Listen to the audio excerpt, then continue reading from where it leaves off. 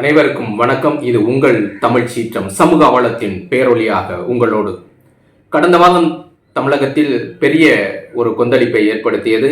அதாவது சமாஜ்வாதி கட்சியினுடைய மாநில தலைவர் ஆம்ஸ்ட்ராங் படுகொலை செய்யப்பட்டார். அந்த கொலைகளில் காவல்துறை ஒருபோதும் கொலையாளிகளை கண்டுபிடிக்கவில்லை. 11 பேர் சரணடைந்தார்கள். இந்த வழக்கு விசாரணை உண்மை குற்றவாளிகளை கண்டுபிடிக்க வேண்டும் என்று பல்வேறு தரப்பு அரசியல் பிரமுகர்களும் சமூக ஆர்வலர்களும் தொடர்ச்சியாக இதற்கு குரல் எழுப்பிக் கொண்டிருந்தார்கள்.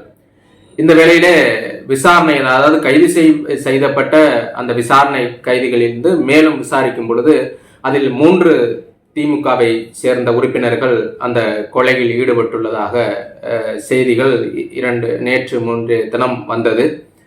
இந்த நிலையில இன்று அந்த குற்றவாளியில் ஒருவராக திருவேங்கடம் என்பவர் என்கவுண்டர் செய்யப்பட்டு கொலை செய்யப்பட்டிருக்கின்றார். அதாவது அவரிடம் விசாரணையின் போது தான் பதுக்கி வைத்திருந்த அந்த ஆயுதங்களை பறிமுதல் செய்ய அவரை காவல்துறை கூட்டி போனதாகவும், அவர் அந்த பெரம்பலூர் பகுதி புளியந்தோப்பு பகுதியில சென்றதும் அவருடைய துப்பாக்கியில ஆயுதங்களை எடுத்து போலீசார் மீது சுட்டதாகவும், உடனே தற்காத்து கொள்ள வேற வழியின்றி என்கவுண்டர் செய்ததாக காவல்துறை அறிவித்திருக்கிறது.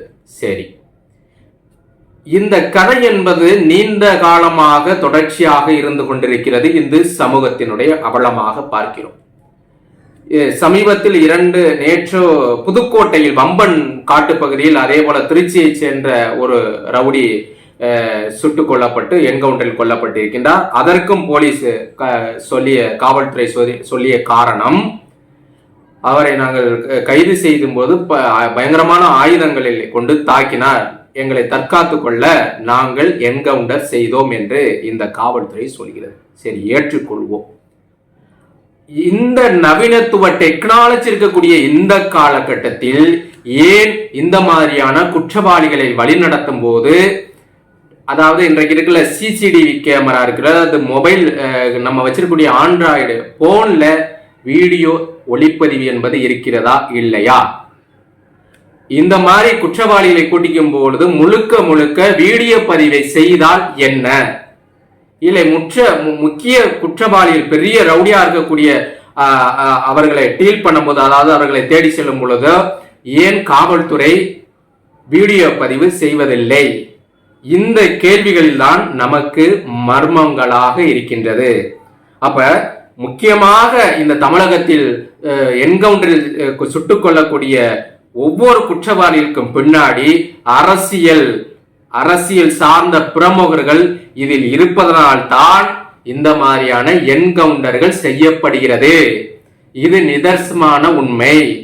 அப்படி ஒருவேளை குற்றவாளிகள் உண்மையிலே போலீஸை தாக்குகிறார்கள் என்பது பொய்யான, நாம் எத்தனை சினிமா படங்களில் இதை பார்த்து வருகிறோம் சொல்லவா?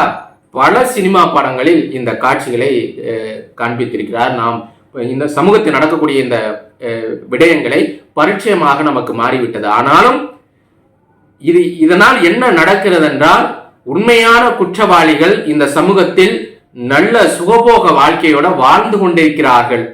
அப்பாவி, அதாவது பணத்திற்காக ஏவப்பட்ட இது போன்ற அப்பாவி ரவுடிகள் கொல்லப்பட்டு அந்த வழக்குகள் மூடி மறைக்கப்படுகிறது. இதுதான் உண்மை. அப்போ இனிமேலாவது இந்த காவல்துறை, அதாவது ஸ்காட்லாந்து காவல்துறைக்கு அடுத்து தமிழ்நாடு காவல்துறை பேர் போனது, புகழ் வாய்ந்தது, சிறப்பு வாய்ந்ததெல்லாம் சொல்லக்கூடிய இந்த கதை இந்த சமூகத்தில் இந்த மக்களிடம் இனிமேல் பொய் சொல்லாதீர்கள். ஏன் இந்த குற்றவாளியை நீங்கள் சென்னையிலிருந்து அந்த புளியந்தோப்புக்கு அழைத்து செல்லும் பொழுது ஏன் ஒரு ஒளிப்பதிவு, தொடர்ச்சியான ஒரு ஒளிப்பதிவை நீங்கள் எடுக்கவில்லை? அவர் சுட்டார் அல்லவா உங்களை காவல்துறையை எதிர்நோக்கி, அந்த வீடியோ பதிவு எங்க? பதிலுக்கு நீங்கள் சுட்டீர்கள் அல்லவா, அந்த வீடியோ பதிவு எங்க? இதுதான் இன்றைய மக்களுடைய சிந்தனைகள் சிந்திக்கப்பட வேண்டும். யார் எதை சொன்னாலும் அப்படியே முழுமையாக ஆம் என்று தலையாட்டி கொண்டு சென்றிருந்தால் இந்த சமூகம், உண்மை குற்றவாளிகள், இந்த அரசியல் பிரமுகர்கள் தங்களுக்கு சாதகமாக எதையும் மாற்றிக்கொண்டு சுகபோக வாழ்க்கை வாழ்ந்து கொண்டிருப்பார்கள். இதுபோல அப்பாவி தனமான மனிதர்கள் கொல்லப்படுவார்கள், கொலை செய்யப்படுவார்கள் என்பதுதான் இது நிதர்சனம். இது ஒரு கொலை. காவல்துறை செய்திருக்கக்கூடிய என்கவுண்டர், பேரு தான் அதற்கு என்கவுண்டர், சட்டப்படியான ஒரு என்கவுண்டர். ஆனால் இது கொலை. இது எத்தனை, இது பல காலமா, சரி ஒரு 20 ஆண்டுகளுக்கு 30 ஆண்டுகளுக்கு முன்னாடி ஒரு கதையை சொல்லுங்க இது மாதிரி நடந்துச்சு. இன்றைக்கு தொழில்நுட்பம் இருக்கிறது.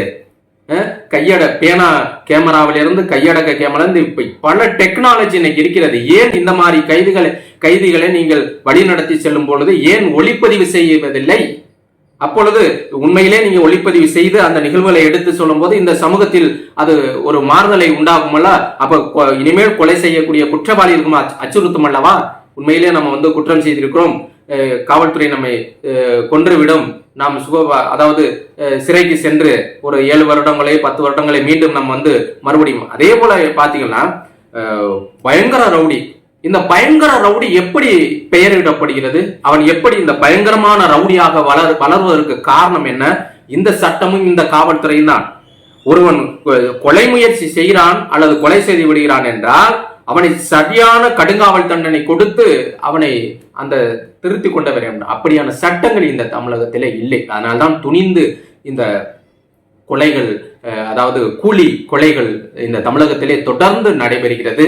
அதற்கு உடந்தையாக காவல்துறையும் அரசியல்வாதிகளும் இருக்கிறார்கள் என்பது இது போன்ற என்கவுண்டர்கள் மூலமாக நமக்கு புலனாய்வு செய்யும் பொழுது, அதை ஆய்வு செய்யும் போது நமக்கு தெள்ள தெளிவாக தெரிகிறது.